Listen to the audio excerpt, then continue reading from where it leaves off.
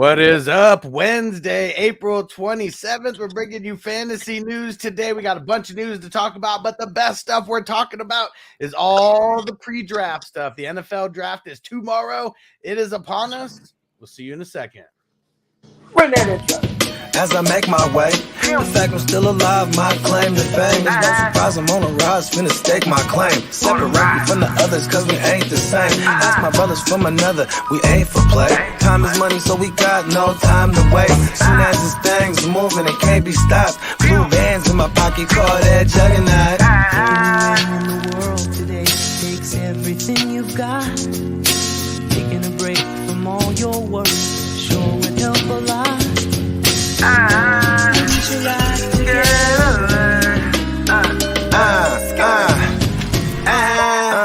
You know the stat quo.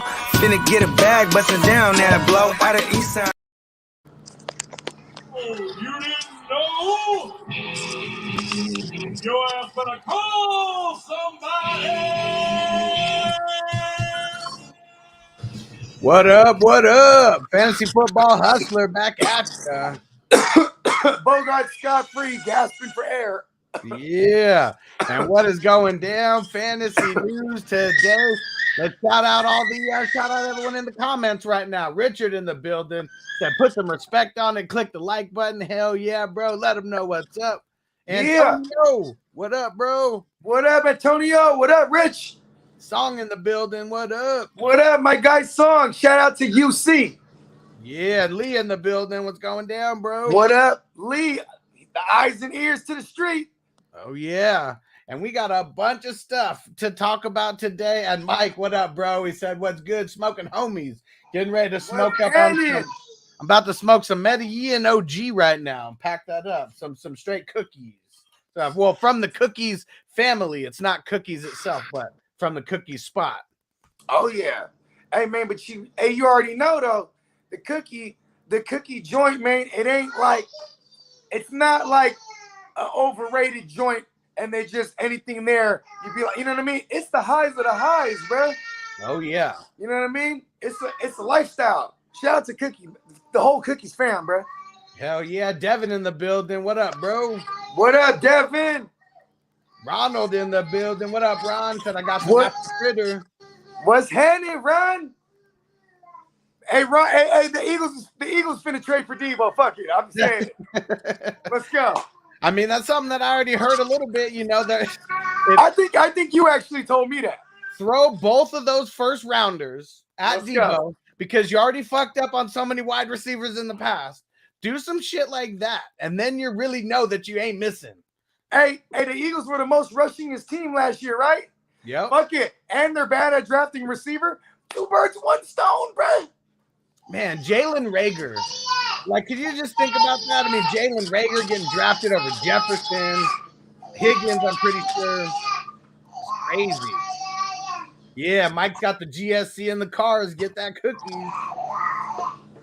Yeah, and Antonio, one more day till the draft, and I'm actually going to be there. I'm going to actually be down at that spot for the whole 3 days because it's a whole, draft day experience that they're doing. Like, it's going to be wild. Whole world with inside of Las Vegas is this draft shit. But I'm only going to actually go watch the draft for round 1. Like everything else, I'm not. Hey, you see, man, they're about to have my guys Weezer over there, bro. Yeah. Ice Cube is about to be performing. I already knew about Ice Cube. That's why when they said Weezer, I was like, what? Weezer too? It's going down. It is going down. Life and Sports Talk with Jake. What up, bro? He said, how we doing? Almost draft day. I hope the Hawk don't get penning. Hey, listen, man.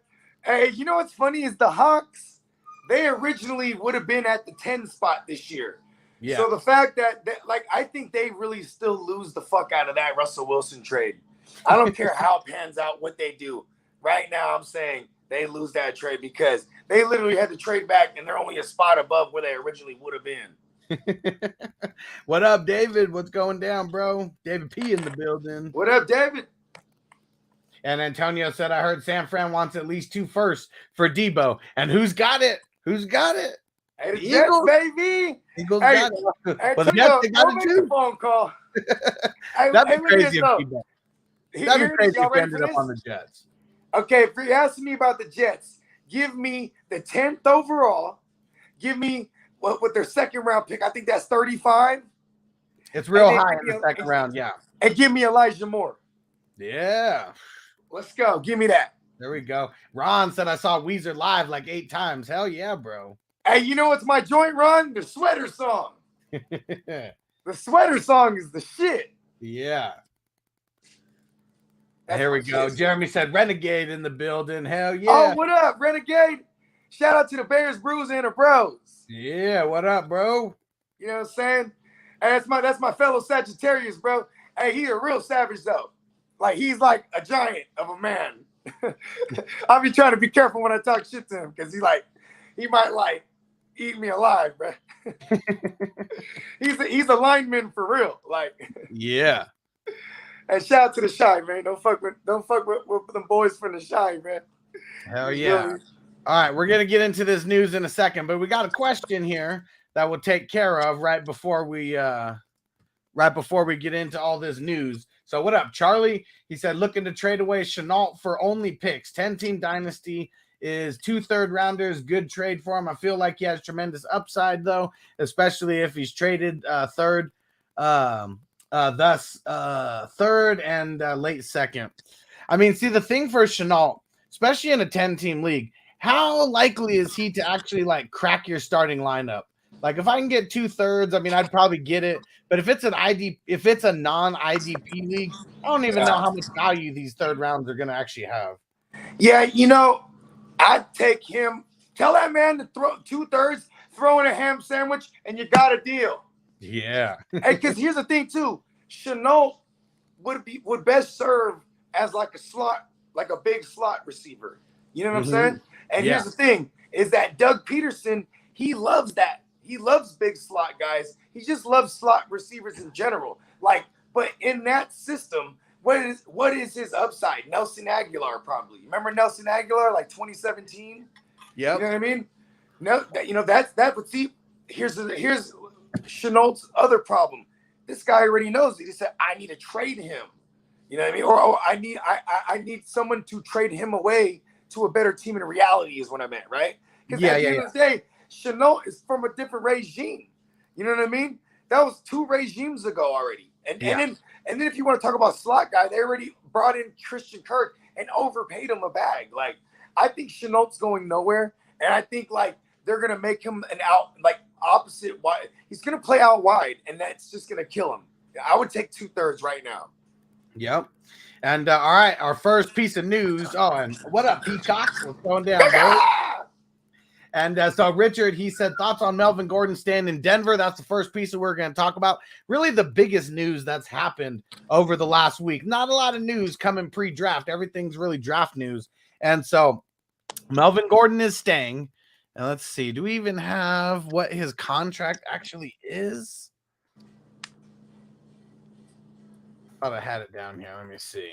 Hey, Peacock, let me know if you want. I'll shoot you the link if you want to rock with us. Yeah. So it's only it's a 1-year deal, 5 years, or $5 million on a 1-year deal. So they really didn't pay him to be the stud on the team necessarily. And so Richard says Javante's ceiling is capped, right? I mean, is his ceiling capped on being a top 5 running back? Like probably, but I don't know. He's not. I don't really think we thought he was going to be a top 5 guy, even without Gordon though. Okay. With Gordon last year, with Pat Shurmur as the OC. Pat Shurmur loves to utilize his running backs. Literally, their touches were split down the middle. You know what I mean? And now let's just look at the Javonte side. Because even in Javonte sharing the load, he had 903 rushing yards. He had a couple hundred through the air, or not a couple hundred, like 100 and some change. But he had the 42 receptions. That's crazy. We like that. You know what I mean? So now, the one thing you do got to worry about is that when it came to touches within the 5, Melvin Gordon had 1 more touch than him in the 5. But that's nitpicking because now it's a new regime. Yeah. With Nathaniel Hackett. Now let's talk about that. He comes from Green Bay. They ran Aaron Jones and A.J. Dillon. Aaron Jones, he missed 5 3-4 games last year. I think he missed 3, right? Yep. But here's the rush attempts. 187, AJ Dillon. That's murder. Pun intended, right? And he had a little over, like a cut hair over 800 yards rushing. Now, motherfucking Aaron Jones, he had 177, I think, 171 rush attempts. Probably had less because he missed time. But I think the thing you need to look at is the 34 receptions for Dillon and then 52 receptions for Aaron Jones. So if I was to compare whose role is going to be what, I would say that the Aaron Jones use, the way they used him, is how they're going to use Javonte. And we want that. Sure. Yeah, for sure. Because, I mean, Melvin Gordon, he's never really been the best, out of the backfield as far as catching. He's been average, at best. And Javonte, we already seen he's going to be way better getting the ball out of his hands, there. It was really the touchdown discrepancy because Melvin Gordon, I mean, what did he have, like 8 touchdowns or 9 touchdowns? I don't know how many Melvin Gordon. He had 2 receiving and 8 rushing. Okay. And then hit me with Javonte's TDs. Yeah, so I mean, he had 3 receiving and then 4 rushing. So I mean, Gordon had 3 more touchdowns. Everything was pretty much split down the middle. Yeah. Really, I mean, it's the rushing touchdowns where Gordon has any bit of a slight edge. But I bet the touches goes up for Javonte this year, and so I still see him being an over 1,000 yard rusher. I mean, he was real close, 903. I think he could get there. He only had 200. Yeah. So hey, he was extremely efficient and was literally not seeing 50% of the snaps out of the backfield, or he was seeing 50. So almost 4.5 yards per carry, like 4.45. So hella close to 4.5. Yeah, very efficient. Let's go ahead and get him at. Let's go ahead and get him at like say 65% of the backfield touches. What up, Sir Bongs a lot? Hey. What up, Sir Bongs a lot? But let's go ahead and get him at 45, a 65-35 split. I think that's feasible because Melvin Gordon, I mean, it's not that he is what you would say, a real threat to take the starting job. It's just the system. Or else if any other coach comes in here, he's probably not, like in a rush to find the next guy. Why they did that is because they probably looked at all the film and then it was like, it's already the familiarity as far as like, what I'm saying, he'll be there for the OTAs, all that. It's not a new guy trying to find a new place to live. This is mad convenience. And then look at the system he ran. Two backs timeshare. I'm gonna test your knowledge. You ready? Yes. All right. I want you to take a guess on how many rushing attempts Javonte had compared to Gordon. Like how many rushing attempts each of them had. Just guess. I'd say 180 something for Javonte. No, 203. Give me 203. And then how much for Gordon? Gordon, I'd say 200 and give me 205. Okay, well, you're close. They're both at 203. Literally, for real? Exact same. Okay. Split right down the middle. Oh, I just said that. Yeah. I just said this. And who got more? And who got more targets out of the backfield? Javonte. Yeah.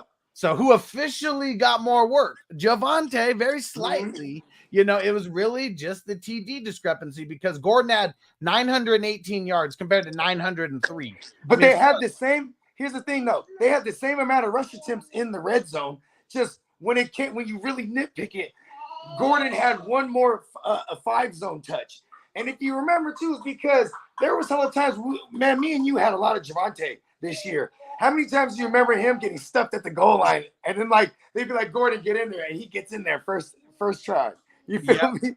Yeah, Ron got hella times, bro. Dead even. Yep. And and here's what it was. You remember those really, really huge? Gordon had 2 really, really huge runs. Mm-hmm. I feel like that's really what brought his average up just a little tick or 2 to give him, the 15, yard edge. To get him $5 million. Okay. I mean, $5 million for 1 year. Because this is what he's kind of been doing is finding ways to just squeeze a $5-6 million contract. You know what I mean? Right. So, okay, let me ask you this now. Do we pay in a single QB 12 team? Because I know this is where most ADPs are going to judge, right? Single QB 12 team PPR. Are you drafting a Javonte in the first round? No. Me neither. He's like right now with Gordon staying there, he moves from a potential fringe late first, early second to now mid to late second round for me. See, I'm okay on the 1-2 turnaround if I can get him on the 2 side, because that would mean say I was number 7 overall, and then I got him at the 2, 5, or 6 or whatever that is. You know, and even then, that's getting into the mids. I'd say the top 3 is the high. Okay, so if I'm sitting at the 8 spot, I might be able to get me a Devontae Adams, or just whatever I want to do there, and then still. That might be a Cooper Cup. Cooper No. Hey, Cooper Cup, he's going top 3, bro. What? You think he's gonna go top 3 in a single QB? I guess. Yeah, single QB PPR. Fuck yeah. Yeah. At least okay. How about this? We could even start preferencing things if we could talk about super flex. If I just say top 3, he'll definitely be at top 3 skill position guys total. You know what I mean? Right. I guess it just depends on some of these leagues. They're all running backs. That go in the first. So that it depends on the league, even in one QB. Hey, she is mad trolling me. And Stativelli said, "Where the Javonte Pounders at?" Oh yeah, they're hella pissed right now. Hey, here's another thing too. Were we ever opposed to taking Aaron Jones in the first round before? I'd say so. Yeah, I don't think he's ever really been a first round. No, but I'm saying though, when people I was drafting him in the back of the first round, in some. I guess I'm so much on Superflex that I almost my head always goes there because he probably was a top 10 to 12 pick 2 years ago. Yeah, and then what's crazy is it's because right after he had fucking 18 touchdowns in 2019. So 2020, hell yeah, he was that guy drafted like that. Hell yeah. I'm saying though, right? So, and then here's another thing. Everybody want Russ to cook. How many you think is the highest pass attempts Russ Wilson ever had in a season? Has he even got up to 500? Yeah, he's gone over 5. I'll tell you this much though. Yeah, wasn't the most. Okay, it's 558. But my point is Aaron Rodgers in this same system, he never really went over 600 pass attempts either. It was all efficiency based on the run game. Based on, but Aaron Rodgers is notoriously, throwing more than 500 in a year. Though. He was already notoriously efficient before LaFleur and Hackett got there. And you know who else was like that too? Russell Wilson. So it's that's what's crazy. And now Herbert, because we already know Herbert's a gunslinging motherfucker. 595 in his first year and then 672 in his second year. Woo! That shit's crazy, bro. Oh, yeah. That's almost 700. Give me money. Hey, they go for it on 4th down every time, bro. They'll have a 20-play drive and kick a field goal. Herbert, it's crazy because maybe I've just never said his season stats out loud. Yeah. It's pretty fucking insane. You go over 5,000 yards in your second season. I know we got the extra game, so that's obviously what made it there. But 38 touchdowns to 15 interceptions. Hey, but the efficiency is terrible. But we love this for fantasy, right? Because the volume, it's all volume. Most of their passes are short though. You think Eckler and Keenan Allen are the main guys getting it, and they're less than 10 yards, like a clip. Yeah, because look at someone like Joe Burrow. What up, Hess? What up, Hess? Hey, Joe Burrow, what is he? He's around 530 pass attempts. What was Joe Burrow at? Let me get to it. He's at 520. 520. And look at his yardage. 4,611. 4,600. So based on like the numbers, Herbert had, imagine if Joe Burrow had an extra, like if he had he had 50 attempts. Well, you know what I mean, let's remember he played one last game because he didn't play week 17. He got hurt. Mm-hmm. But I mean, so I mean, he plays that extra game. Who knows? I mean, maybe I don't know if he flirts with 5,000. Well, I mean, he was throwing for 300 religiously, so he can get with one more game and 40 more pass attempts. He probably gets the pace gets there. So like if you remember the pace that he was on right at the end, week 16, 525 yards. Week 17, 446 yards. So it was week 18 that he didn't play. Yeah. Well, which is the new week 17, right? Exactly, yeah. So 34 TDs to 14 interceptions. So there we go. And let me see what was the only 111 rushing. Let's see what Herbert was at as far as rushing. Yeah, Herbert had triple the rushing yards that Burrow had. Hey, Herbert, man, athletic too, low key, or not even low key. Yep. And Anthony, he said, "What's Herbert's value from the Bears? RB value? I don't think too good. Like, I mean, he's like man, I love him, bro. He's okay. Okay, how about this? You think he's an RB2? Like, I mean, because I'm no. I think he's like a low end RB3. I think he's a guy that's gonna get 10 to 12 touches. I mean, they got the quarterback coach coming from Matt LaFleur and them. I forget this guy's name. It's Lugetsky. I forget his name. Getsky or something like that. Jetsky. I forget the motherfucker's name. But anyways, he's gonna implicate that zone run, and they're gonna run some type of timeshare because David Montgomery, like, as much as I love David Montgomery, he's a volume guy, as motherfucker. But where he kills it is in the zone run. That's what they're gonna start implicating more. You know what I mean? And like having two backs is just what everyone does with this thumbprint. Everybody does this. So I like Herbert. He's a low-key, high-end handcuff too, or just a stash to have because Montgomery does have injury history. And we've already seen Herbert be a bad motherfucker, bro. Remember that shit? He tore up Tampa Bay. Yeah. Tampa Bay was the number one run defense. He went ham on them. Hell yeah. All right. Let's see some other news that we got. The Lions, they locked up TJ Hawkinson with that the 5th-year option. 9.3 mil. That's guaranteed. That's for the 2023 season. So they got him locked up this year and next year. Devin White, someone else who's not getting a contract, but he's getting his 5th-year option. I like this. For everybody that has Devin White and IDP, this is dope because now he's about to really ball. And you know why they didn't sign him either? Because of course you're supposed to sign this man. That's a tell. Because Brady ain't finna be there that long. He's like, listen, I'm gonna go while I'm still young and go to a contender and get a bag. Yep. Hell yeah. So his 5th-year option is worth 11.7 mil. I mean, he was a top 10 pick when he was drafted. And let's see. And so I don't know the numbers, but the Jags and Cam Robinson, they agreed to a contract extension. Yeah, locked him up, which make him happy. Yeah, because I mean, this is also a tell. Maybe they're not looking tackle with this first overall pick. You know what I mean? Because he was franchise tagged already. They did that so nobody could grab him. You know what I mean? Right. And they bought their time until they figured it out. And I really think, I mean, we're going to talk a little bit more like our top 10, like top 15 picks. We're going to talk about that like kind of towards the end. I just really think Jacksonville goes Aiden Hutchinson.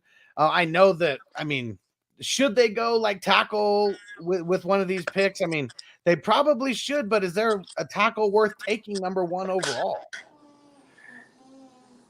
Nah. Really what it comes down to. And their pass rush was one of the worst in the league last year.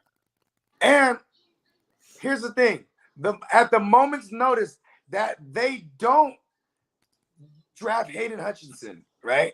Because I'll tell you this much. Trent Baalke, fuck you, Trent Baalke. That guy, like, But he does know some pass rushers, though. I'll say that much, because he's the guy that brought us, the Patrick Willises and the motherfucking Ahmad Brookses and the Navarro Bowmanses and the Alden Smithses. You know what I mean? So Yeah. I'll tell you that much. He does recognize it. But the moment that they don't grab him, whatever Detroit's trying to do, like trade back and all this shit, they're gonna be forced to grab the hometown kid. You know what I mean? Yeah. If the Jags don't grab him, the Lions better grab him. Like, I mean, they'd be stupid to pass up on them. And I know there's a whole bunch of chatter about Malik Willis, potentially going to the Lions. They might be able to get him with their next fucking pick. I mean, Malik Willis is not gonna fall past like a team like Atlanta. There's no way. Or even the Saints. The Saints, you would have to pass them twice. You know what I mean? I don't think that anyone is going to grab him in the first round with Super Bowl aspirations. It would definitely at number 20 overall. It's not going past the Steelers. I mean, maybe Steelers got a lot of needs right now. Like, they have a lot of things that they need. I'll do that much. I know that, like, in these dynasty drafts, like Malik Willis is getting cracked off in like top 2, top 3. It's just not going to be like that. Like the 49ers, he's just the less stinkiest turd, isn't he? Well, kind of. I mean, but really what it is, last year, I even said it, that the 49ers, they're crazy for using all those picks and everything to go up to get Lance. Because of course, bro, crazy works. It's only crazy when it doesn't work. Watch when it works. but that's a shot for like the future. The 49ers actually had Super Bowl aspirations last year and literally made it within one game of the Super Bowl. So and it was with Jimmy. Yeah, it was with Jimmy. Like, I mean, Lance had no bearing. That's the future. Like, teams right now, we're seeing teams go after moves that are going to win right now. Because guess what? Coaches know they may only have 2 or 3 years before they may never get a shot to be a head coach again. Hey, you want to know what's funny? Like that. Is this time last year, right? Or sometime around this time last year, before the draft, we had extended Shanahan. And it's funny because then it was like, all right, let's trade up now. I'm going to be secure here for a cool minute. You know what I'm saying? What up, Stu? Hope you're feeling better, bro. What up, still Stu? waiting on answers from my liver biopsy. First look at the microscope at the tumors. They don't see cancer, but with everything suggests cancer. They sent me to the Mayo Clinic for a deeper look. But we're all praying for you, Stu, that is not cancer. Yeah, man. I mean, I like that. I like that it didn't say it's cancer yet. Even if it's suggestive, it still didn't say it. We're going with that. Hey, Stu, all positive vibes for you, brother. Yep. And seeing, so I may be crazy, but last year I said that Kyle Pitts should have went to the Niners. I mean, I know you're that crazy. Well, them trading up and trading all those picks, like, yeah, they shouldn't have necessarily done that, for Kyle Pitts. But the thing that was lacking, in that championship game was offense. What's Kyle Pitts? Nothing but offense. Adds 1,000 yards. Yeah, but see, in there right away. Lance is a weapon. He's a weapon for the future. That's what I'm saying. Like, the teams that are drafting for the future, like Green Bay, it's going to be really hard to win it because you're always drafting for next year. Who knows if the 49ers will ever get as close to a Super Bowl as they did with Lance than they did last year with Jimmy being 1 game away. Nothing's guaranteed. Listen, bro. If I knew, I would be a rich man. Yep. But so that's all I'm saying. That I think we're gonna get some teams. Oh, hold on, one more piece of news where we're on Niners. We picked up Nick Bosa's 5th-year option too. Yep. And Nick Bosa's the most mad at Jimmy right now because Jimmy getting hurt. You know what I mean? Jimmy getting hurt, needing the surgery. We're stuck with him past March 16, 25+ million on the books. And now guys like Debo couldn't get paid, or even more so, who I think is next in the pecking order, would be Nick Bosa. You know what I mean? Yep. And let's see who else. So Nick Bosa, he got his 5th-year option picked up. Quinnen Williams for the Jets, he got his 5th year picked up as well. Hey, shout out to Q Dub. I fuck with him and his brother, bro. Shout out to Quincy.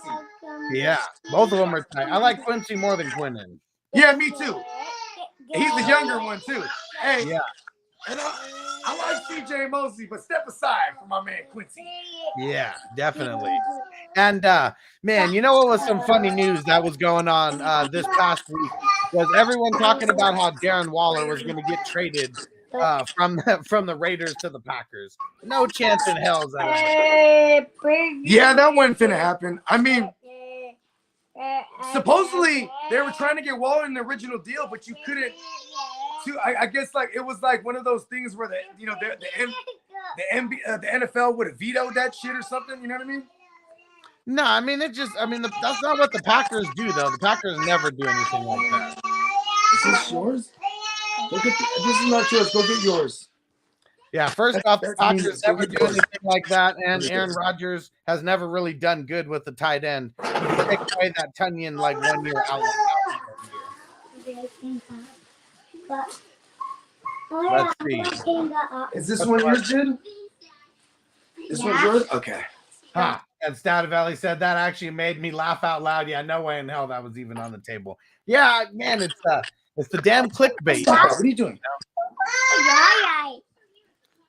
But Patriots out there making moves like they always do.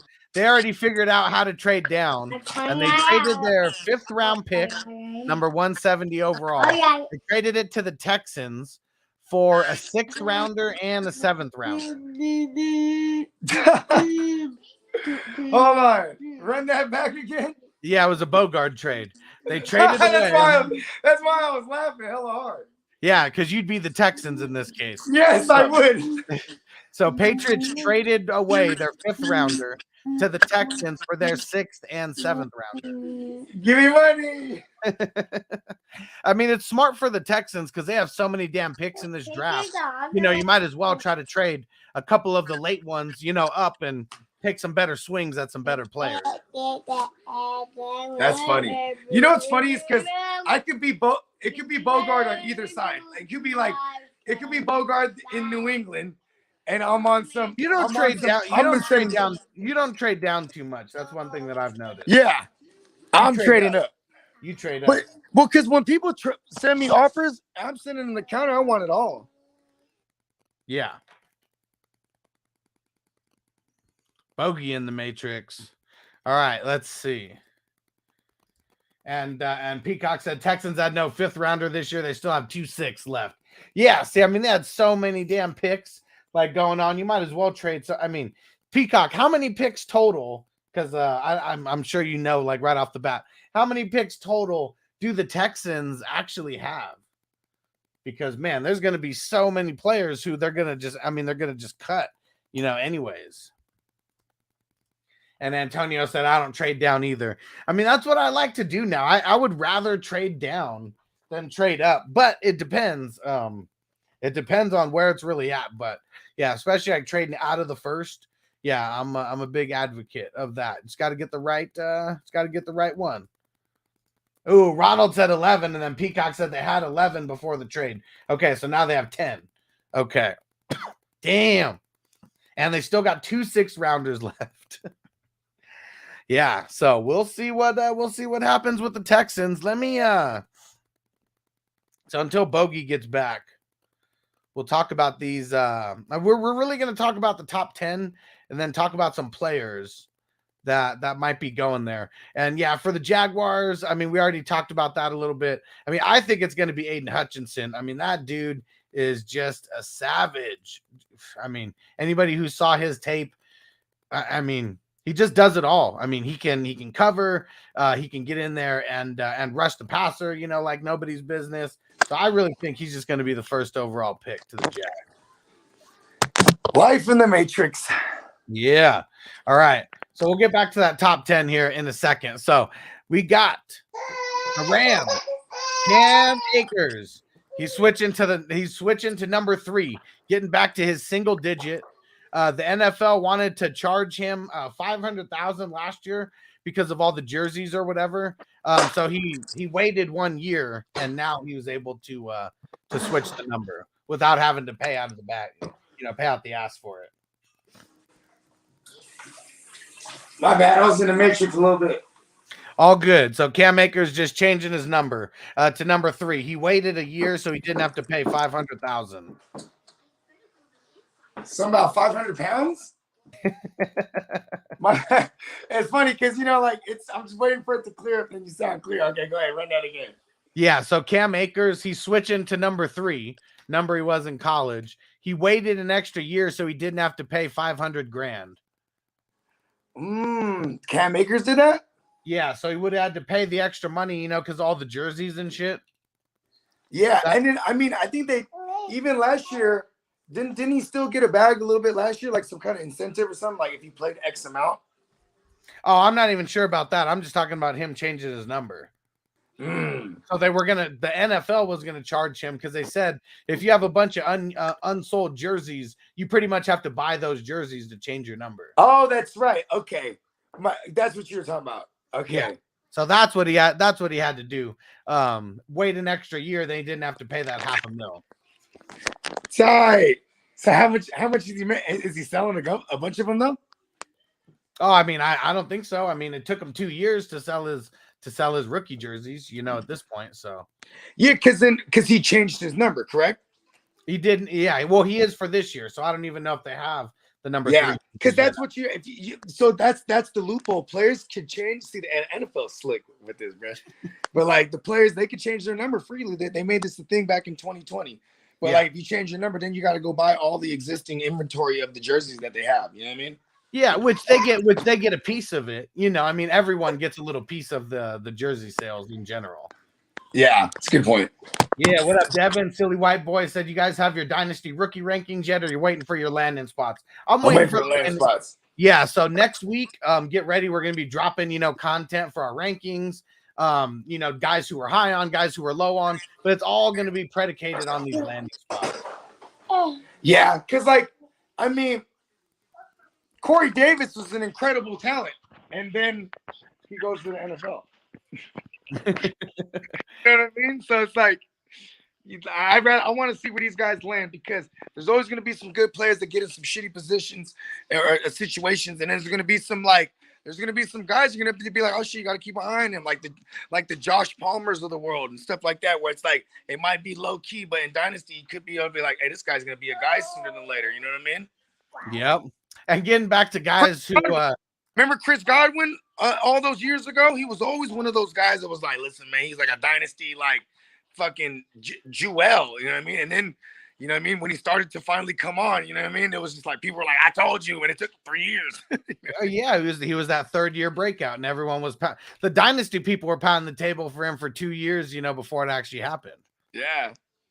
All right, so speaking about another guy who things haven't really panned out for him, Baker Mayfield. So the Panthers, they were expected to make a move at him, but then it came out saying that they're not expected to make a move, and they're just planning to make their pick at number 6. And then they even said, and they're not going QB. They didn't say that outright. They're not going QB with that number 6. Here's the thing, though, because this is what I was reading earlier too. Is that because I'll be in the local Niner isms all day out here, and one of them was like Carolina said they're not interested in Jimmy. They think there would be no difference between Jimmy and Sam Darnold. And then they said, if we're not looking at QB, just like you said, they said. But here's the other thing. First pick at least. Yeah, but here's the thing though, is that they're hella dumb. They're playing it all wrong. Because what they should be saying is that they want one of these QBs, so someone that wants it could trade up. Because they only got the 1st round pick, and then they come back like day 3, I think. You know what I mean? They got the 1st round, and then they don't got a pick till like the 4th round for real. I think it's the fantasy community who just thinks that Malik Willis is going to go high as fuck. Because Lance, all right, the thing about Lance is he looked pretty solid as a passer. Like, what was his touchdown to interception ratio? It was like, however, there was 0 interceptions. Hey, his first career attempt was, remember, he came in for the one play, like a 60-yard touchdown or 70-yard touchdown.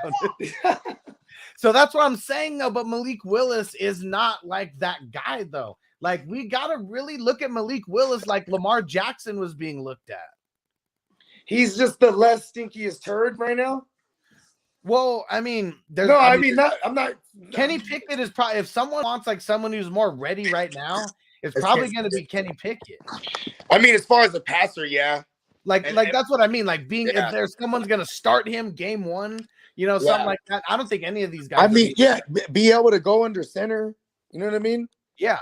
Like, because a lot of these, these QBs too, they don't even play under center like that. You know what I mean? Coming out of college. Yeah.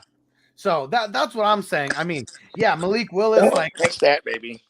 He just everyone's way too hyped on him, thinking he's going to be like an early first round pick or something. Like that's why I don't even think like them saying that they're going to go after QB. I don't even think anybody would believe that. Like they don't even have a line to really protect the QB. You okay, Trey? Like they got to pick a fucking offensive lineman with that pick. Yeah, help our dying CMCs out there, right? Fuck yeah. And seeing the Giants, I mean, shit, their biggest needs, they're right above them, at number 5. I mean, their biggest need is really line also. Their line is fucking garbage. You know what? I think for someone like Matt Rule, his job is on the line, bruh. Yeah. And it's like you need to get more players. They need a lot of help. And then go get Baker. You know what I mean? What's the difference between Baker and Darnold though right now?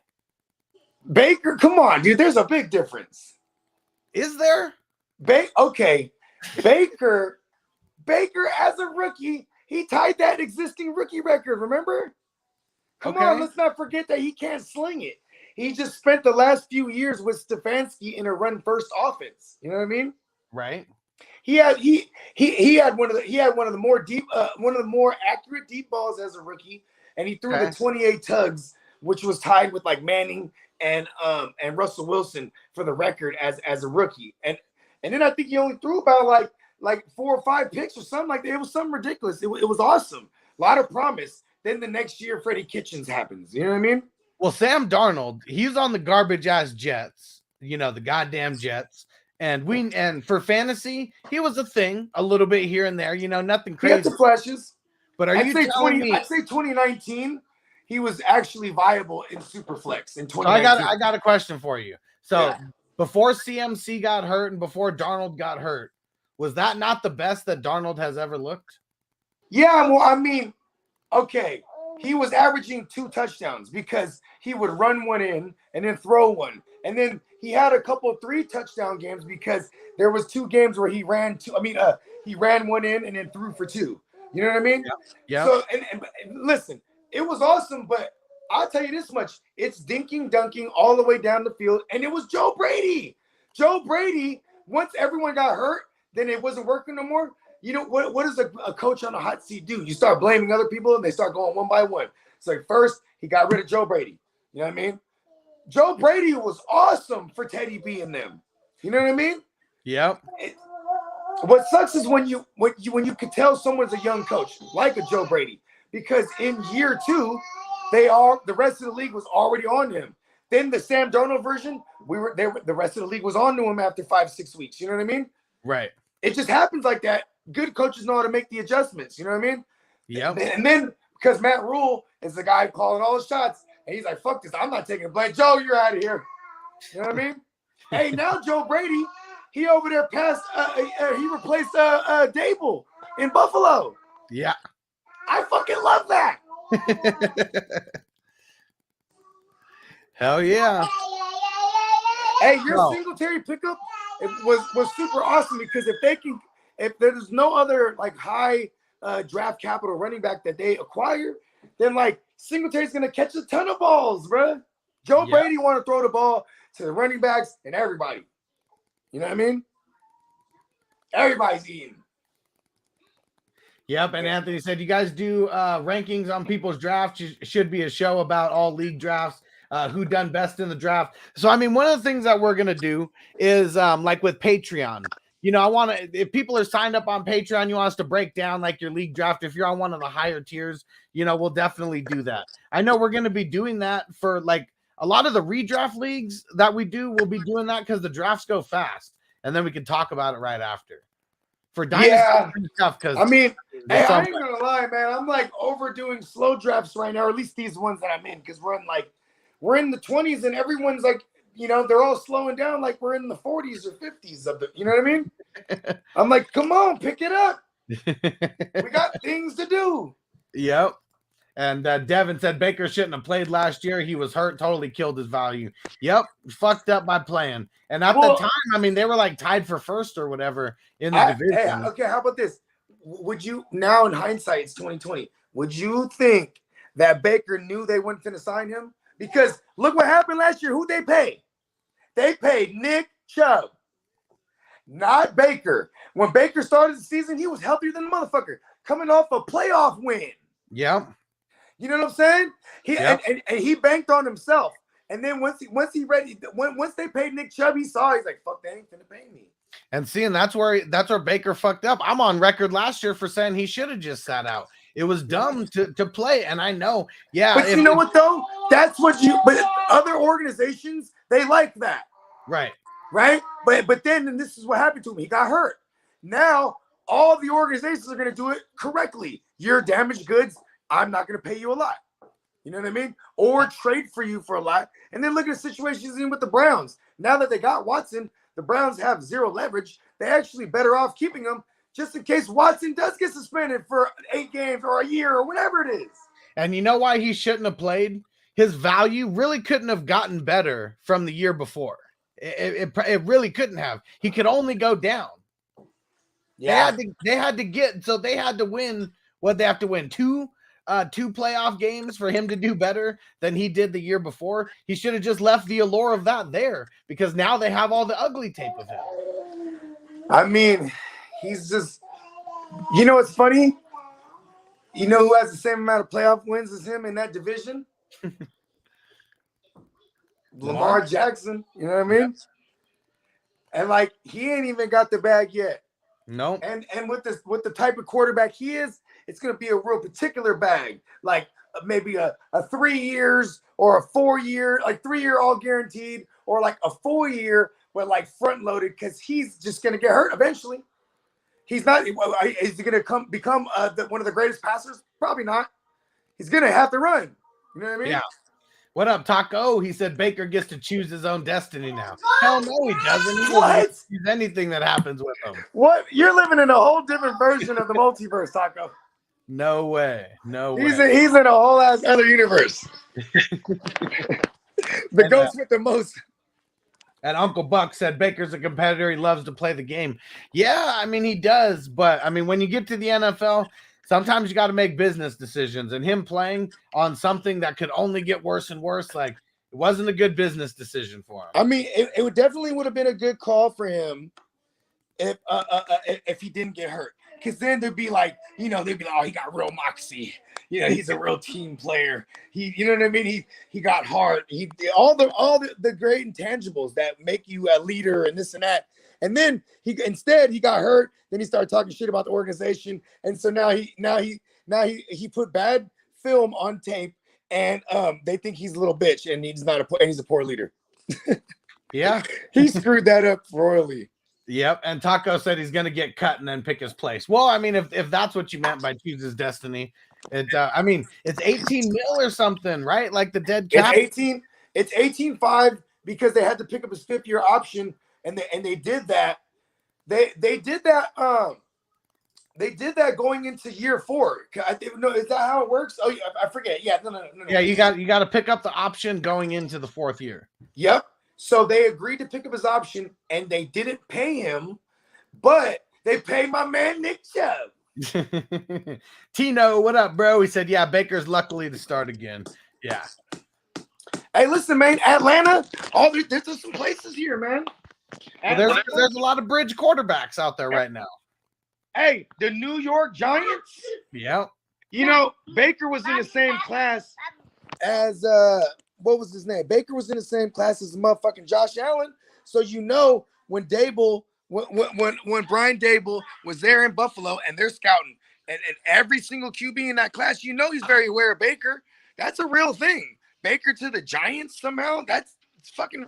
Plus, those organizations historically have talked and made trades. Remember, OBJ got traded there. I'm just saying, like, when you find certain avenues, like, it's just like man, fantasy is just like reality in that sense, where it's like, man, you're gonna make a call to the homie that you work well with. You know what I mean? Yeah.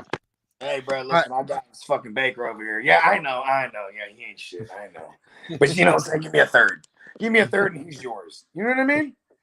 All right, we got a couple pieces of news before we break down a couple more draft picks who we think is going to actually go there to the different spots. Tom Brady, got to make sure he stays in the news. He restructured his contract, saving $9 million in cap space. So, you know, just I wonder what they're going to do with that $9 million. They're up to something. They got to be.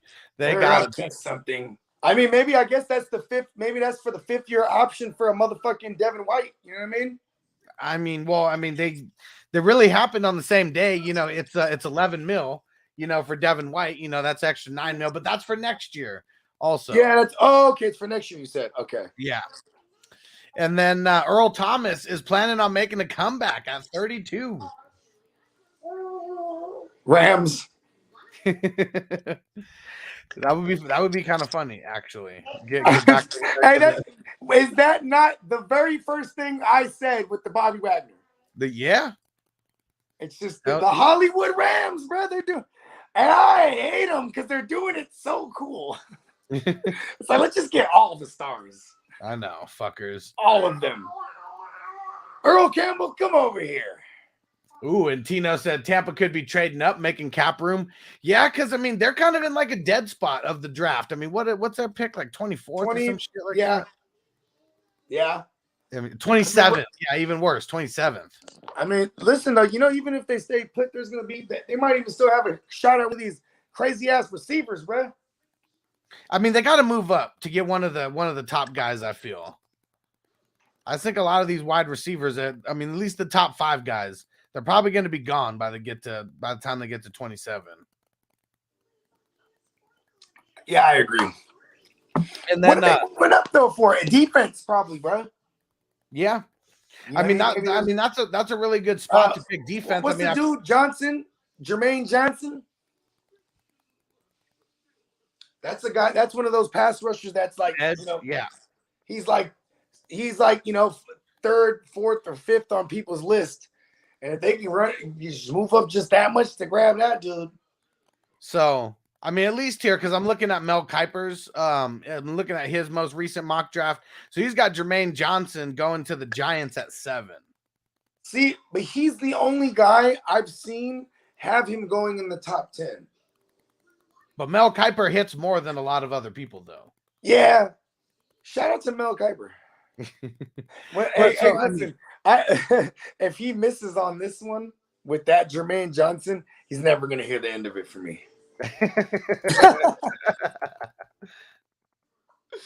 And they got 2 picks, so they can do this.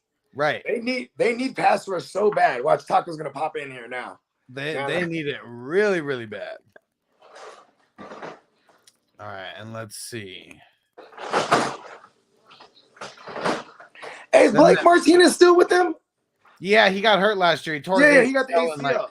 I just gotta keep remembering him, that he's alive in these IDPs, because it's like once we get later, there's gonna be a point where it's like, hell yeah, Blake Martinez. You know what I mean? For sure. Yeah. I mean, a lot of people are forgetting about him. He's still gonna be solid. I mean, unless the injury really took that much of a toll.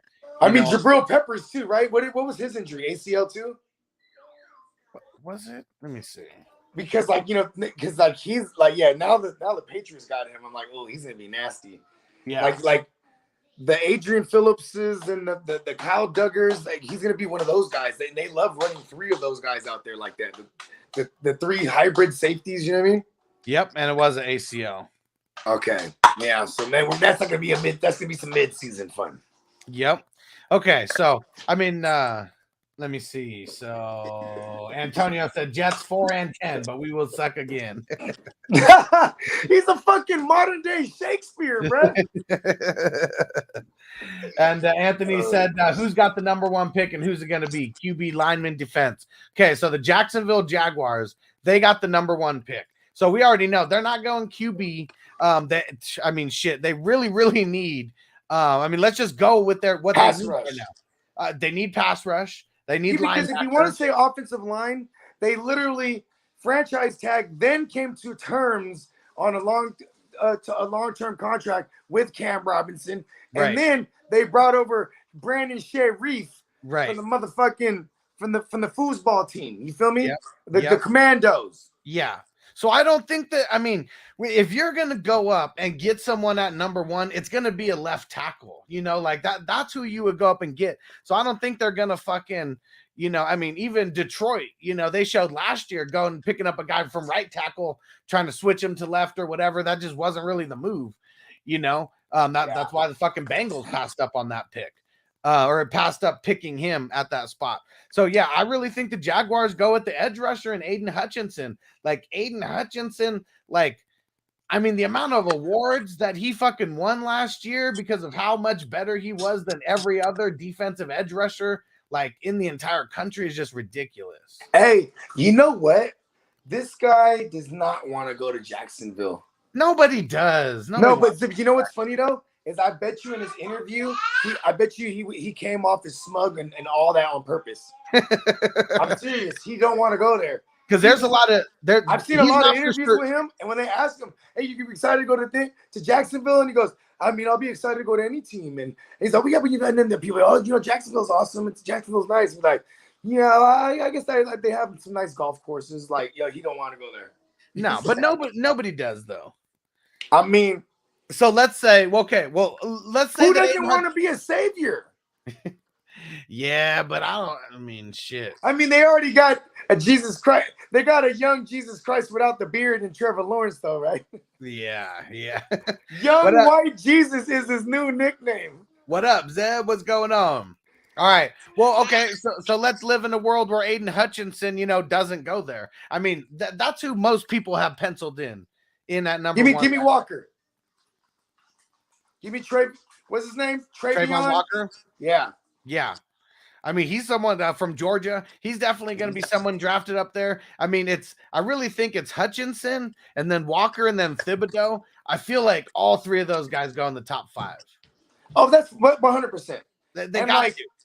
But see, here's the thing, though, is I want to see Hutchinson go to his hometown and still be equally as mad if he went to Jacksonville. Right. Well, Probably even more mad. He's going to be a hero if he goes to Detroit. Yeah. But I mean, what is he going to be like? Well, I mean, they're going to be garbage either way, but I mean, sorry, Peacock, but I mean, what team in the top 5 isn't going to be garbage this year? We got Jacksonville at 1. We got Lions at 2. We got Texans at 3. We got the Jets at 4, and we got the Giants at 5. So everyone is going to be hurt. Charge it, son. Here's your phone. I have your phone. Hold on, big dog. You don't want your phone? Well, too bad, because your iPad died. Yeah, so either way, we think that they're going edge rusher, right? I mean, because you said if he's not going Hutchinson, you'd want to see him go Walker. I mean, you know what? I would love for them to trade out, but just know who's trading up. You know what I mean? Yeah, because, I mean, who needs, There's no QB that's out jumping out the window. No. Right? It's got to be someone who wants to jump up for Hutchinson. Yeah, exactly. And then Bogey in the Matrix. I mean, maybe if the New York Giants wanted to get crazy, I mean, because they got 2 picks in the top 7. I mean, shit, maybe they trade their 5th or their 7th, move up to that number 1 spot. I mean, I don't really know what else they would trade besides that, but I mean, shit, if they're really going to be trying to get an end right there anyways, if they jump up, put in something else, a 2nd rounder or a 3rd round, maybe not a 2nd rounder, but even if you just they're going to drop 4 picks, or set 4 picks or 6 picks, one of the 2 to go to the 5th or the 7th. And you give in a 3rd rounder or something else, in there. I feel like that's something that they could totally do to be able to get someone like Hutchinson. All right, now Lions. I mean, shit, if Hutchinson isn't drafted by the Jaguars, for sure the Lions got to be the ones to be doing it. Ha! And Anthony said, what happened to JC Money? I missed that guy. JC Money just he I don't know. I don't know. There's no real nice way to say what happened to JC Money. There's just a lot of shady things going on behind the scenes, and And pretty much he said I treat people like shit, and he couldn't be around me, and then started campaigning like against me and stuff. So yeah, JC Money, he didn't want to be on the winning team for whatever reason. All right, let's see. So the Lions. So Mel Kiper, I mean, he says that Hutchinson's going to be going first, and then Sauce Gardner, the cornerback out of Cincinnati. That dude is a fucking beast, though. He's definitely going to be going somewhere in the top 6, top 7. Who knows if he's going to be going number 2? And then Todd McShay, he has fucking Trayvon Walker going to the Detroit Lions, and he has the 3 DNs that we're talking about going top 3. All 3 of them just going back to back to back. And Detroit, I feel like they need that rusher. They better. I mean, Bogey said if Hutchinson wasn't drafted, by the Jaguars, that they should go after Walker. I mean, Walker's a beast. Thibodeau's a beast. And I really feel like everyone is starting to be on the Walker train, because Thibodeau and Hutchinson, I mean, for the longest time, you thought that Thibodeau might have been the guy, taken number 1 overall by the Jags, but that things kind of, things kind of changed around there. So I really think it's going to be edge rusher for the Detroit Lions too. I don't think. Yeah, me too. Because I don't think anyone's going to trade. I don't think anyone's trading up to that spot. You know what I mean? Right. Like, I think the Giants is more so a spot. Like, because if it's not Malik Willis. Hold on. Did you hear what I said about a potential trade in the first round? No.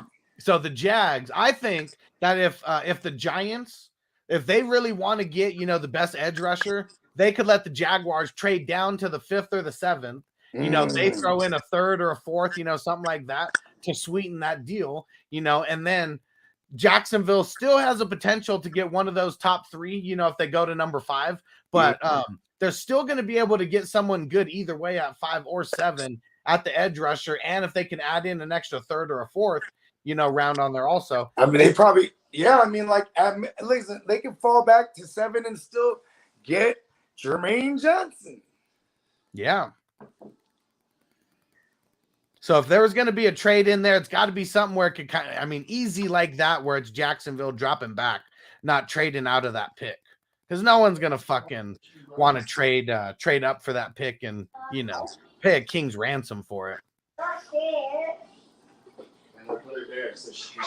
Yeah, and so the Lions, they need a little bit of everything is what they need. So, yeah, we're thinking that they're going edge. And then we go to the next team, Houston. So Houston, I mean, they really need edge rushers, and they really, really need offensive linemen. Damn, I got it's laundry day, and I'm wearing the 2008 pants or something, bro. These motherfuckers is skinnier than a motherfucker, bro. Damn, I ain't got nothing to wear today.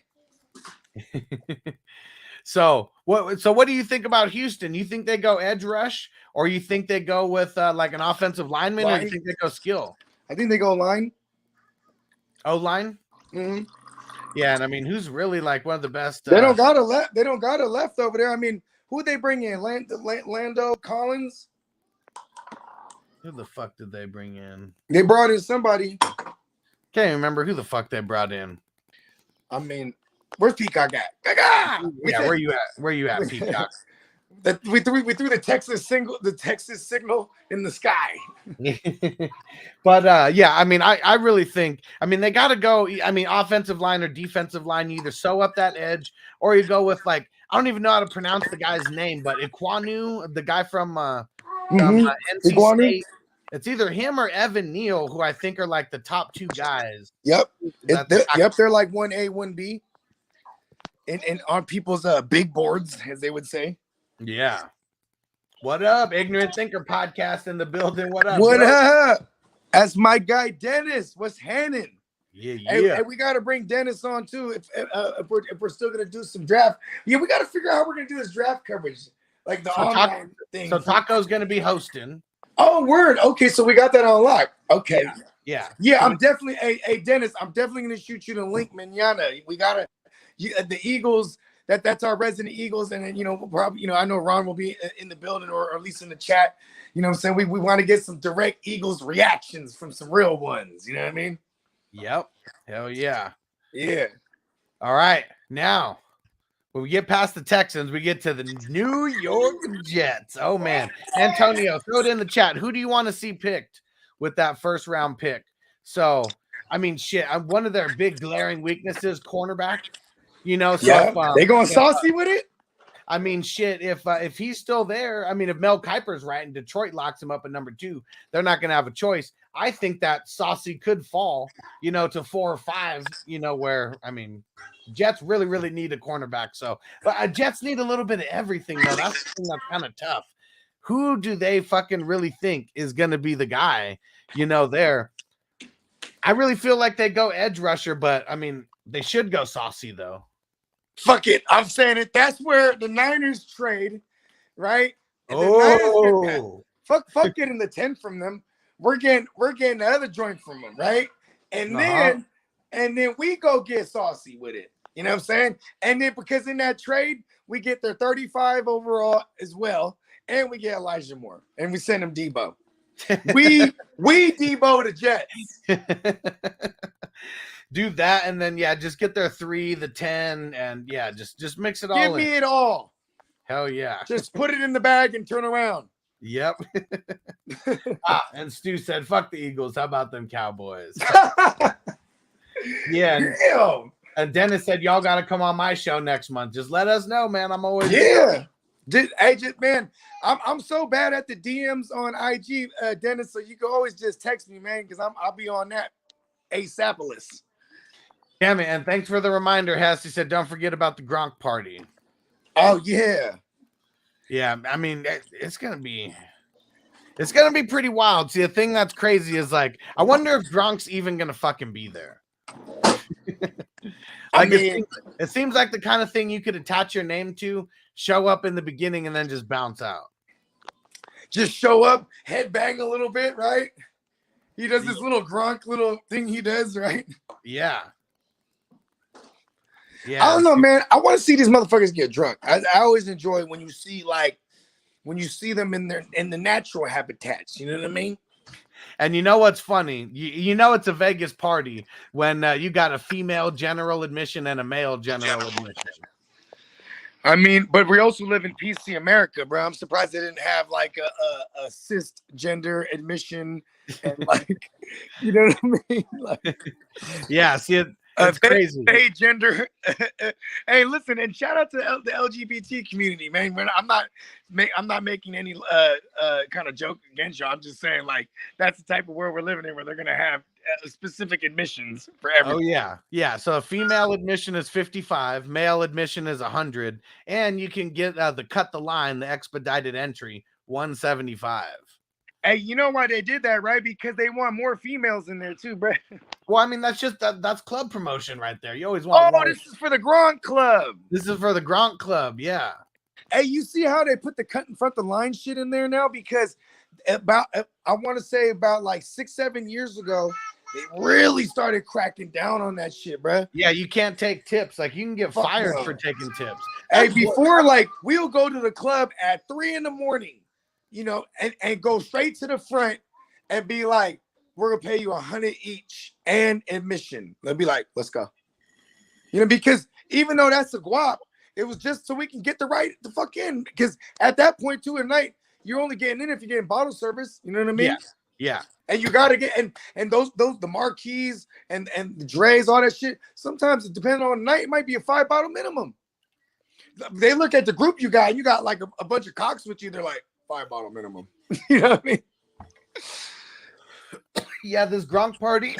I don't know. What club is it at? What club is it at? Encore Beach Club. Oh, okay. Oh, that's just gonna be dope, bro. It is gonna be lit, but man, during the day. Hey, he's finna be there. He's finna be there with the fuck. I swear to God, he will. He will, but it's not. I mean, yeah. He's gonna have the fucking. He's gonna have the motherfucking the suntan glob on his nose. Yeah, not even the sunblock. It's gonna be the suntan. That draft experience is gonna be fire. I'm excited for that because there's so much shit. It is gonna take me 3 days to go through all that shit. Hey, for those of y'all don't know, Hustler just moved to Vegas, and he moved for this reason. He was like, he's like, I'm good. You know what? That's it. I'm going to the draft. Let's move. We're moving. Pack this shit up. We're going to the draft. All right. Let's see where we at. Okay, so the Jets. Cube cornerback or edge. We think that's where they should. I'm going go. corner. I'd like to see him take a corner there over one of the edges because but then also Robert Saleh. Come on, like he would love to have him a nice edge rusher too. Maybe that's because they did address the cornerback issue with my man Darius Williams, and you know how much I love him. You know what I mean? Yeah. Darius Williams, but remember, I always said him on any other team would be a number one in my opinion. You know what I mean? Right. So maybe they can go edge. And I think it's all about, what happens in those first 4 picks or in the first 3 picks, because if it really is all 3 of those edge rushers going in the top 3, then maybe you do go cornerback over like, Jermaine Johnson's like the next, big edge rusher, after that. Yeah. I like it. And let's see. So the Giants, they're on the clock with 5th. And like I said, it would be pretty cool if they really wanted Aiden Hutchinson, trade swap first, with the Jaguars and then throw in something else. I know that they got some guard, they got 2 guards. I don't even know. They got Andrew Thompson last year. Oh, 2 years ago, they got Andrew Thompson. No, so I'm talking about through free agency, just in the offseason. Okay. So they got 2 guards there, but they really need a tackle. Like that's really their glaring weakness on the O line. I know they need a center also. Give him Buddy. Give him the 1A. Yeah. That's our first lineman off the board. Yeah, it's got to be. And so it's either Iquanu. That's who I think it's going to be, and then the other guy is Evan Neal. Those are 1A and 1B and everything. I'll just go with I'm going to say Neal just because he's the consensus highest, and I don't really know too much about Iquanu. Just that I don't know how to pronounce his name. Yeah. Yep. And then so we go to the Panthers, next. And here's where it gets spicy because I really think that they go tackle with this pick. One of those 2 guys, because I think it's going to be Giants and the Panthers picking 1A and 1B out of those tackles. So whoever doesn't go to the Giants, I think the other one is going to the Panthers. This is great for the salvage the Saquons, the CMCs of the world. We need it for fantasy. Fuck the reality. Hell yeah. Hell yeah. Hell yeah, Hess. You already know shit's gonna be dope. And Song said you go into the draft. Hell yeah. So I'll be like where they're actually calling the picks and stuff. I'll be there for round 1. But I'm just gonna be taking videos from the whole it's a whole draft experience world that they got, in the center of Las Vegas. You gotta bring your iPad with you too, bruh. What's the iPad for? No, just so you have you could be walking around still filming shit on the other joint. You know what I mean? While you're on the StreamYard. Oh, well, I'm going to have it with I'm going to use my phone for that. Yeah, it's a good point. Yeah, shit, it's me going down there by myself, so I only got 2 hands. Yeah, and Uncle Buck said, see you at the craps table, Hus. Hell yeah, man. Definitely going to be at the craps table. Literally. Hell yeah. All right, so we both in consensus on that for the 5 and 6. We think they're both going I would love to go spicier and get him a QB. Because come on, dude. If you're a bitch, right? Like a female, excuse me, don't say that. And she woke up one morning, rolled over and looked at it, and it was Sam Darnold next to her. There's gonna be one of those mornings where she's like, I'm done. You know what I mean? That's how I feel like Carolina feels about him. The toughest thing about Sam Darnold is what they traded to get him just 1 year ago. Yeah, it was nothing. Right. Well, not there were nothing. They still traded 2 picks over there. It was a 3rd and a 2nd, right? Or it was a 3rd and a 6th. 3rd and a 5th. And my bad, I phrased that incorrectly. 2nd and a 4th. 2nd and a 4th. Hey, the way I phrased that shit earlier, it sounded like I called you a bitch. I want to formally apologize for that. I meant to say, if Carolina was a bitch, one day they're going to wake up, roll over, look at Sam Darnold in bed with them and be like, fuck this. So a second and a fourth this year is what they traded. Like, they traded him. It was 3 picks. It was a 6th last year, and then a second and a fourth this year. That's why they ain't got nothing. Right. So that's why I think. Where's I just think no matter what, Sam Darnold's going to be that great quarterback for at least this year. For at least this year. So that's why I don't think they're going to go QB with their first pick, but they definitely could. Mel Kiper, he's got Malik Willis going to the Panthers, and then Todd McShay, he's got Kenny Pickett going to the Panthers. Hey, they need to get in like a celebrity like boxing match against each other. That'd be funny. It would, right? That'd be dope. You're all right, so your phone now. Now the your next iPad's good and your phone is dead. Next pick after that, now they got it's the Giants back on. They traded with the Bears to get this pick. We're gonna go and give them Jermaine Johnson. Or did he already go off the board? How many edges did we coming off? In ours, he didn't. In ours, it was the first 3 edges. Okay. Let's give Mel Kiper his props one time. Yeah, Mel Kiper, give me money. Yeah, because if they don't make that trade, I mean, it'd just be very, very smart for them to go offensive line and defensive line. And yeah, Tino said Panthers have no problem having a rookie QB sit here. Yeah, I know that they don't, but they might not have to jump. I guess it's because they don't have a pick really anywhere like after that. So I guess if they should really get more picks, man. I'm telling you, they look at, and you know what's crazy is like if the what Saints, are you saying?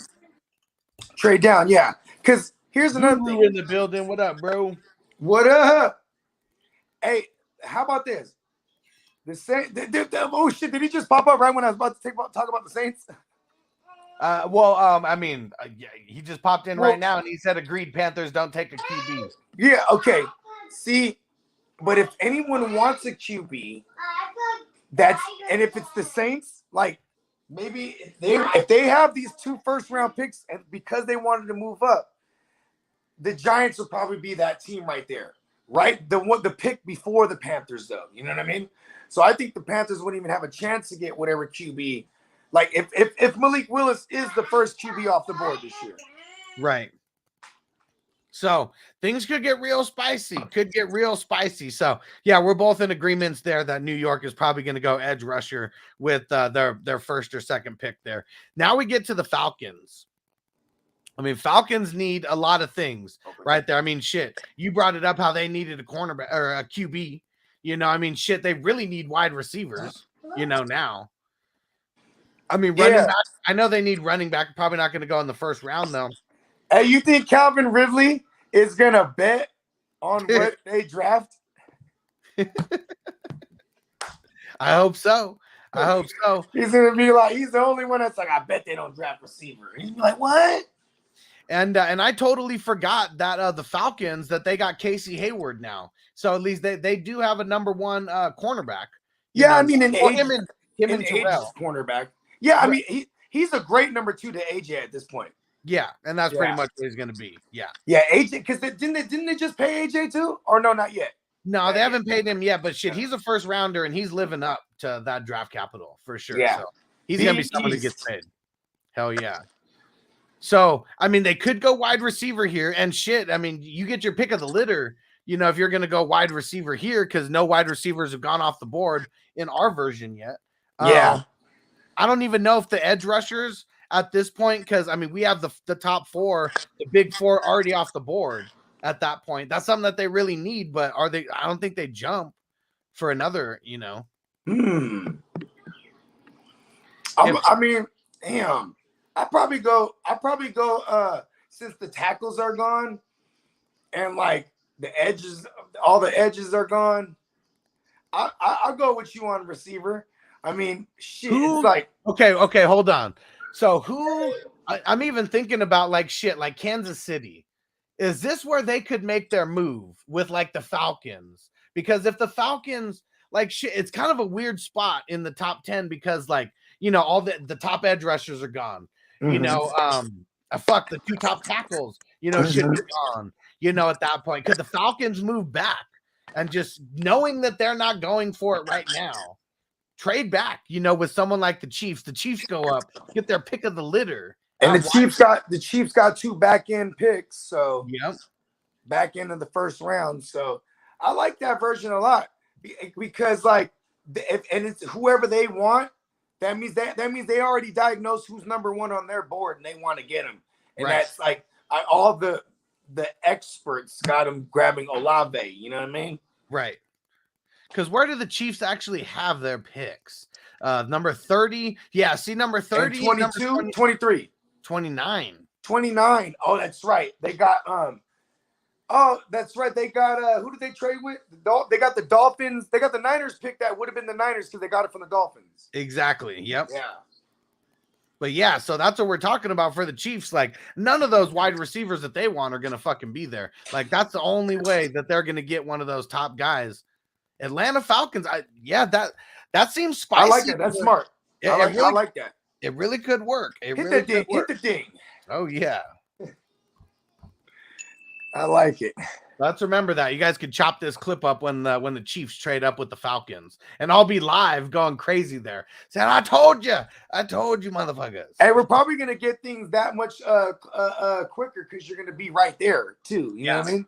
Yeah, I'm really just hoping that what's it called? That the service is going to be good inside there. That's the one thing that I don't know and can't really test. I mean, popping in and out. I mean, like if anything, you'll be able to find the sweet spots. Yeah, and I mean, these motherfuckers got 5G towers in these motherfucking casinos these days, blood. Yeah, you know what I mean. They got a whole ass 5G fucking. It's a fucking skyscraper in the desert, bro, but it's just a 5G tower, bro. I see them all over the place. And Spencer, he said he's got Willis going to ATL. I like that. I like it because he's been consistent with saying that too. Like Spencer's been on that for a minute. Yep, that's for sure. And he said he could see Atlanta trading back if they don't go corner or QB. They need everything. Fuck yeah, they need everything. Mm-hmm. And a big old bag of hope. Yeah.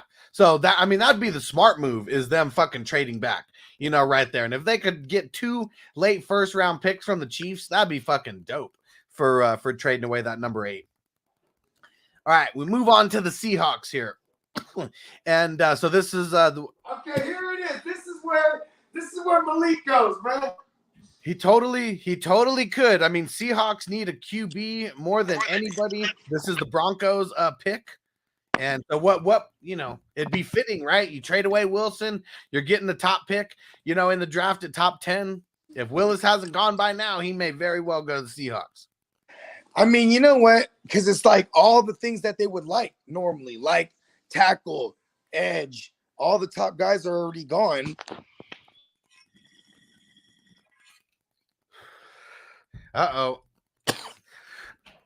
Bogey's getting a call back in the Matrix. So, could be Malik Willis. I mean, in our draft, we haven't had him go off the board yet. So, it definitely could be a Malik Willis. Let's see. I mean, another tackle who's really, really big. Right now we got 2 other tackles who are projected to go in the top 20. We got Charles Cross from Mississippi State, and then we got Trevor Penning from Northern Iowa. And Song said, go live when you're there. Hell yeah, bro. We're going to be live while we're there. So while I'm there during the day, because the shit starts at like 9 o'clock, like in the morning. So I'm going to be there like all fucking day at that draft experience thing. And then when the draft is actually starting, like an hour before the draft, we're going to start live streaming here. Oh, yeah. And David P said Pickett.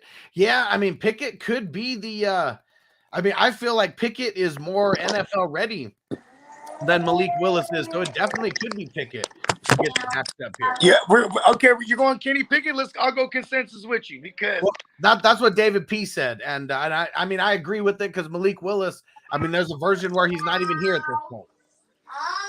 Hey, you and I both know whoever they draft there, all they need that motherfucker or want that motherfucker to do is hand the ball off. Right. Yeah. And really, it could be any of those QBs. They're like, listen, this is what we're gonna do. They're never gonna see it come. We're gonna hand the ball off. So before you got back on, I was talking about so if we already had the 1A and 1B for the tackles, this is the 2A and the 2B. It's Charles Cross from Mississippi State and Trevor Penning from Northern Iowa. Okay.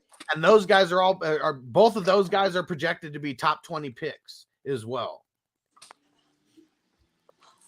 Okay, I fucks with it.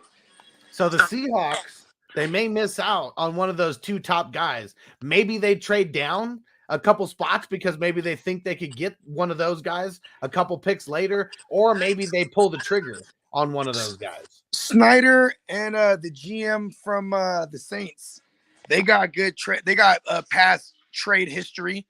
So I could see the Saints because if they're Seattle, you don't want to move back too far neither. So it would literally have to be within a couple picks.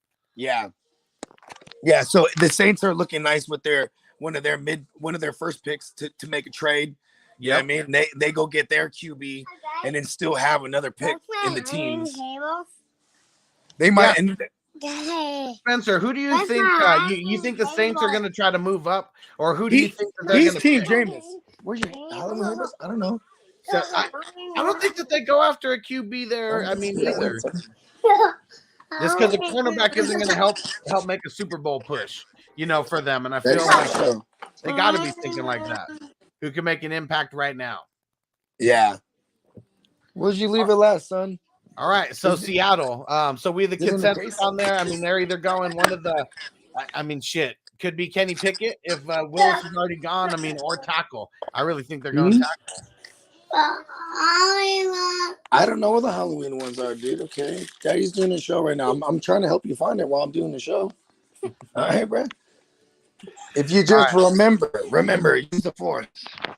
All right, let's get into the Jets. So this is their number 10 pick, and they got so who'd they get this from? This is originally the Seahawks pick here. So we had them going edge rusher. I mean, or wait, who do we say? No, what do we say that they were going to go? They're going to go one of those rushers if one of them drops, or it's probably going to be it could be Saucy who went them with their first pick. They still got a lot of glaring needs out there. Yeah. Who are we on again? The Jets at number 10. Oh yeah, no, man. This is where they trade with Debo. Fuck that. It could be. Yeah. I mean, in your version, they trade both of the first round picks for Debo, so it'd be San Fran. And the Niners go Saucy with it. Let's go. Well, that would be at number 4 that they went Saucy with it. Yeah, that's right. You know what though? Then we probably go. We might go safety. There it is, bro. Give me Hamilton. Oh yes. Fuck you, Jaquiski Tart. Fuck you. Give me motherfucking Kyle Hamilton, the Notre Dame kid, the Niners trade. And even if not, give him to the Jets anyway. If the Jets stay there, they go Hamilton right there. I don't know if that. I mean, I mean, shit. A guy like Hamilton, I mean, everybody really needs. I think.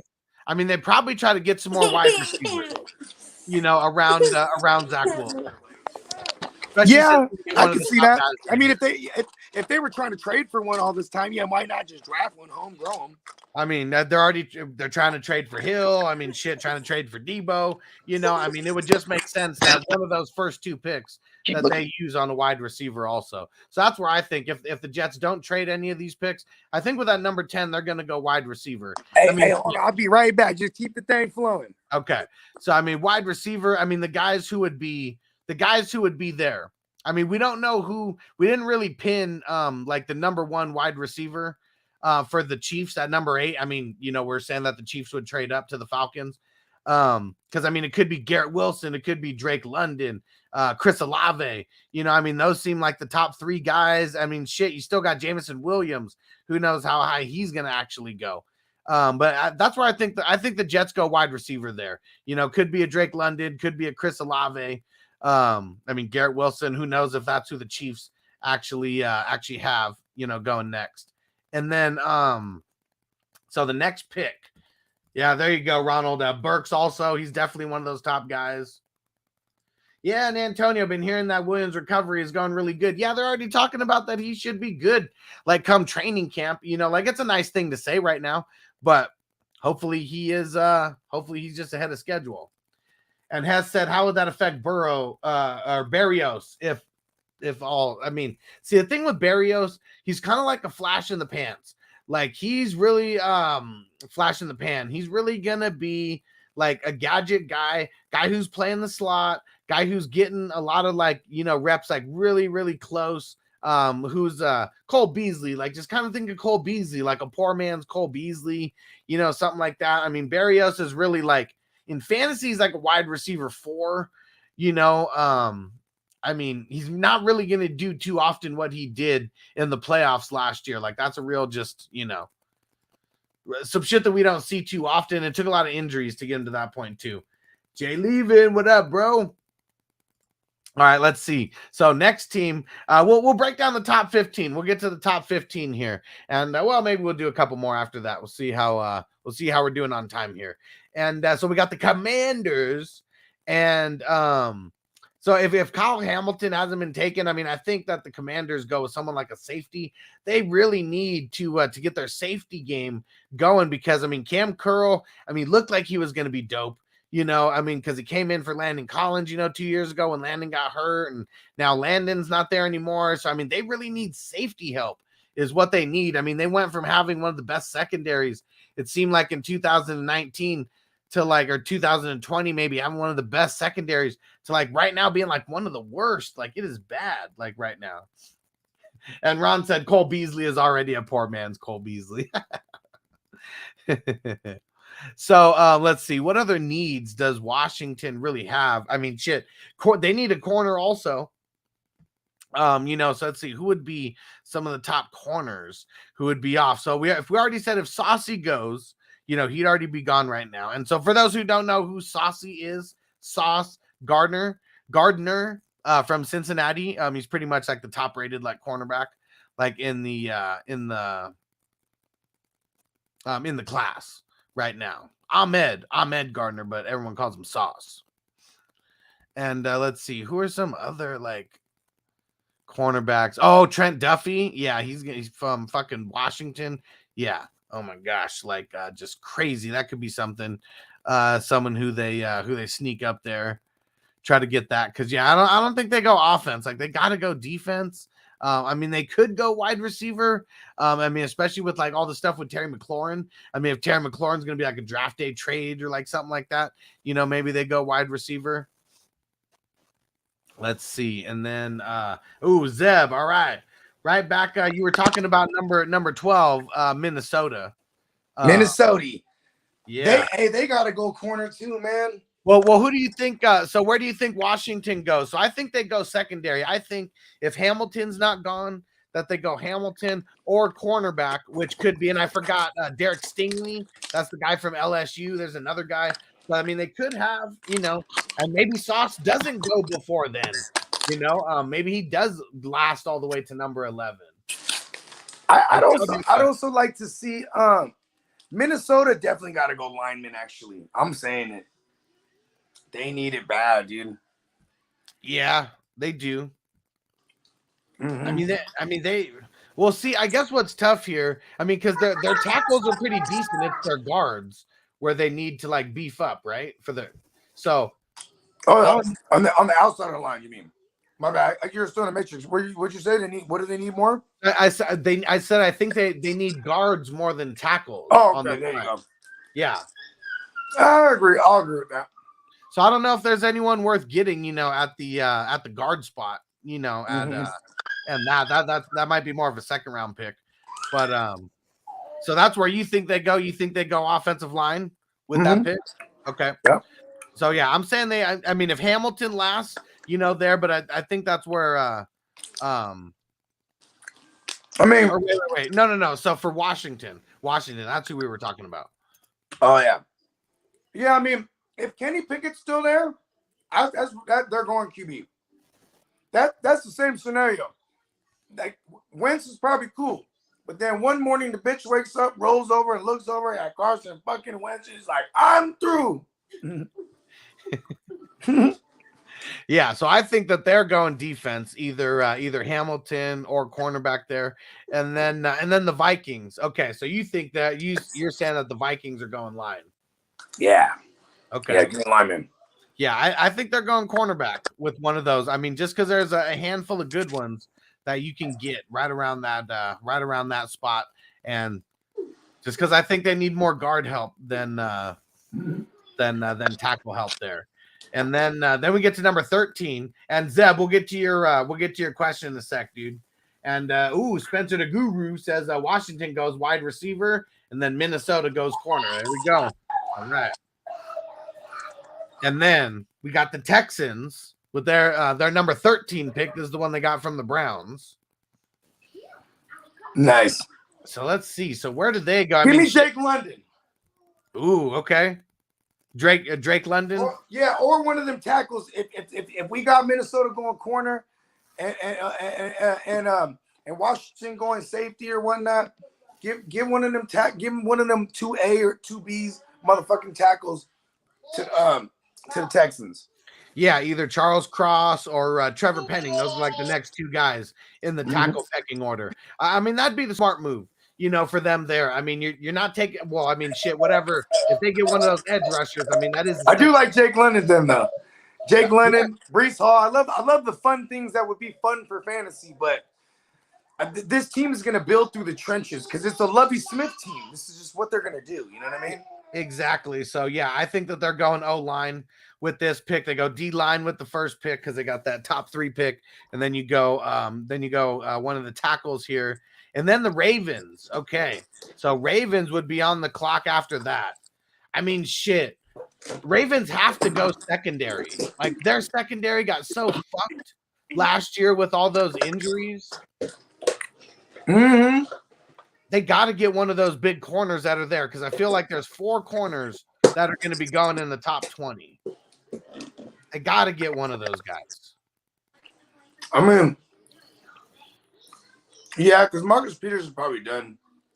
I mean, he's got all of their secondary is getting long in the tooth, and they got Marcus Williams. They got him, so they got another safety over there. But now. Marlon Humphreys, I mean, Jimmy Smith, hella old. Yeah. Marcus Peters, hella old. Marlon Humphrey's still young. Right. You know what I mean?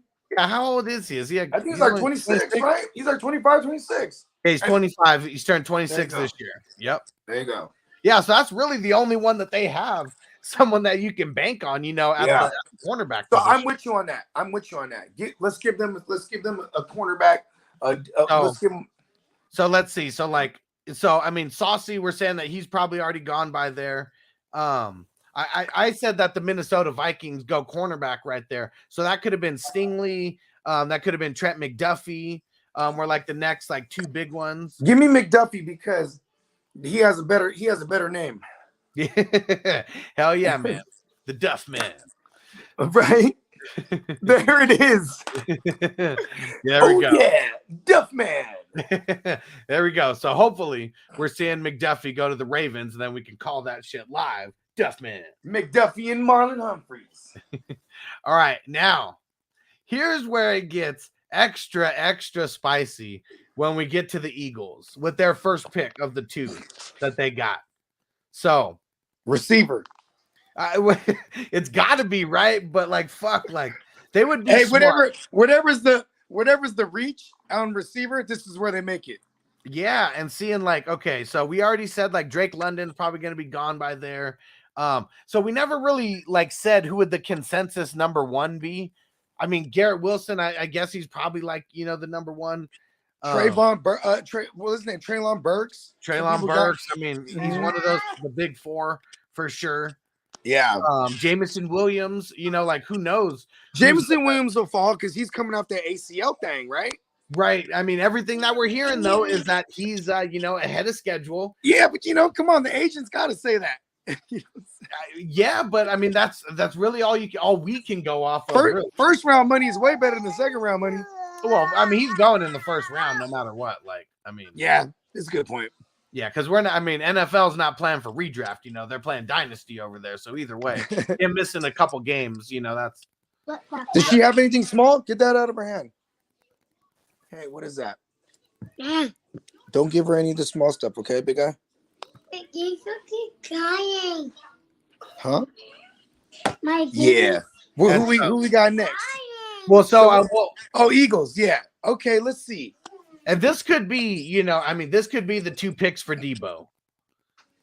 If anybody's going to do it, the Jets, that's shot number 1. They got high picks though, but even that, Debo for the 15 and the 17, like, whoo.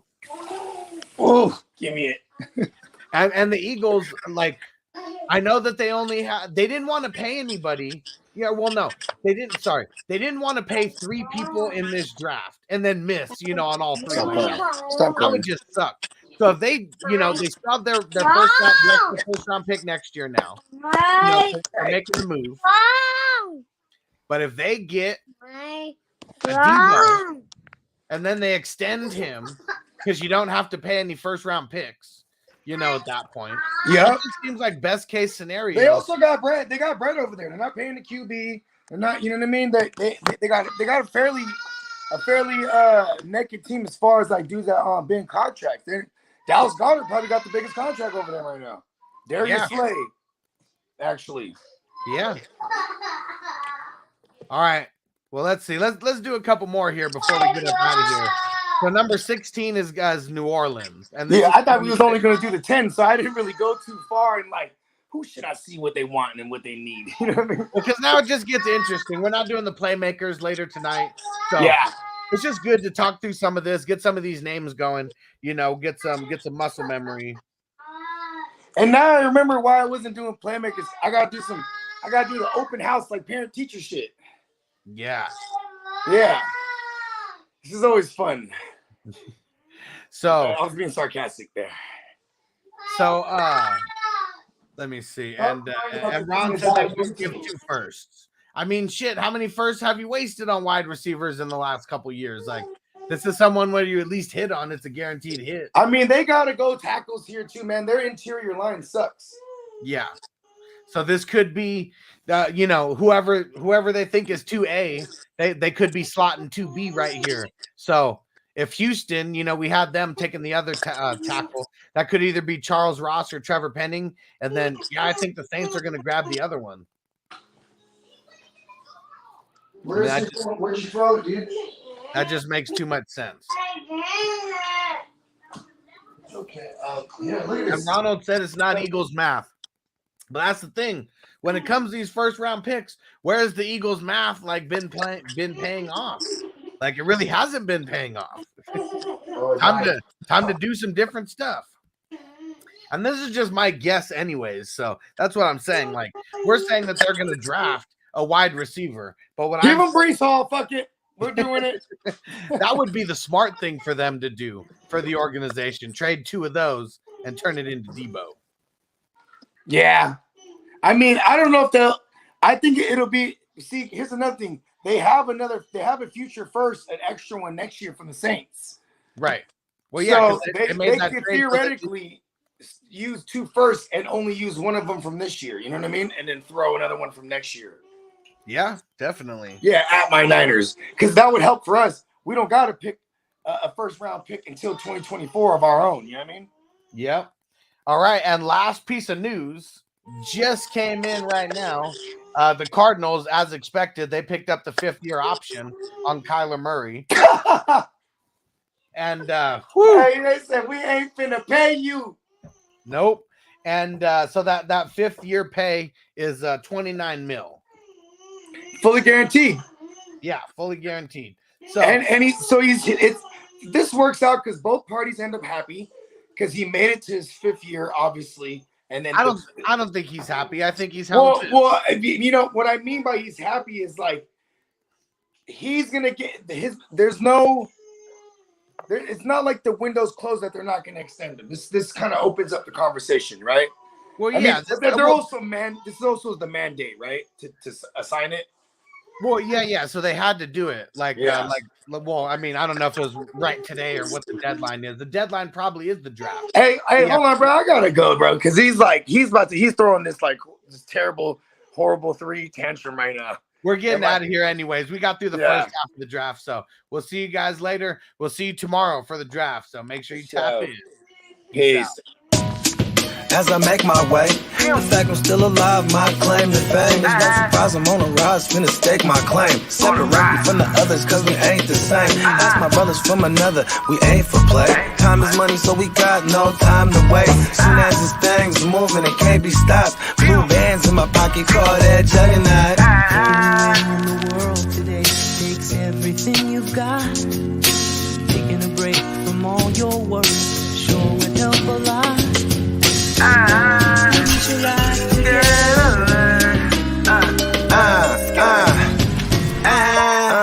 You know the stat quo. Finna get a bag, bustin' down that blow. Out of East Side.